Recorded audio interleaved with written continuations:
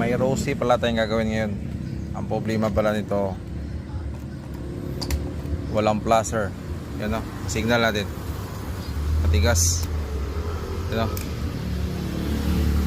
Tapos dito naman sa hazard, ang gagana, isa lang. Sa kabila wala. Yan o. Yung sa left side wala. Pag hazard, ngayon subukan natin i-repair. Repair tong susiad. Yan yung switch ng placer. Matigas. Ito pala na backlas na natin. Tapos bubuksan pa na natin tong susian. Kung pwede pa ma-repair. Yan na, matigas.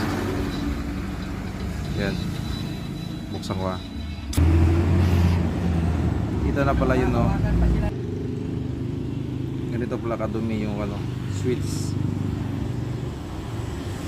Kaya ngayon subukan natin kaskasin to, linisan natin to, at saka ito lagyan din ng grasa dyan sa likod.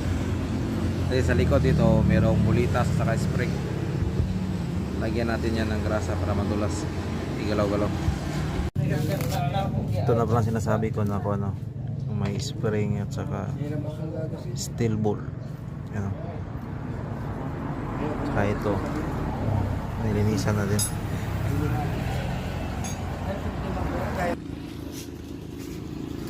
Saka ito din pala nalinisan na. Ayan, i-assemble na natin kasi tapos na maglinis. Ito lagyan natin ng grasa, kunti lang, hindi ito. Ito pala nalagyan natin ng grasa, saka ikabit na natin itong steel. Yan na pala yung steel ball. Yan, kabit na natin ito.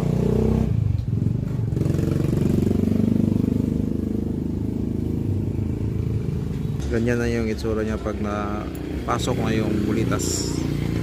Yan, kabit na natin ito. Yan, testing na natin kasi tapos na. Yun o, gumagana na.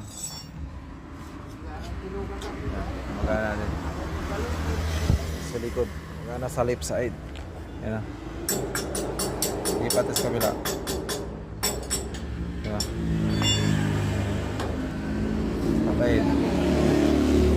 Tapos lipat naman sa right side. Yan o, gumagana na.